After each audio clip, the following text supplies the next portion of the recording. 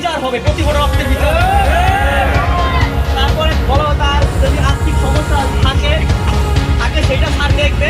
এবং আমাদের পক্ষে রিকোয়েস্ট হয়েছে স্যার যে তার বাসায় যাওয়ার যে রাস্তাটা এটা অনেক ভাঙ্গা, আমি বাকি 4-5 রাস্তা করে গেছিলাম, ঠিক আছে? সেইটা স্যার যদি অনুগ্রহ করে দেখে আমাদের তার বাবা মাকে এখানে দেখো আর ভালো হয়, তার নিয়ে চললে অনেক ভালো হয়। তো আমরা যারা যুবক আছি ভাই এর পক্ষে থাকবেন।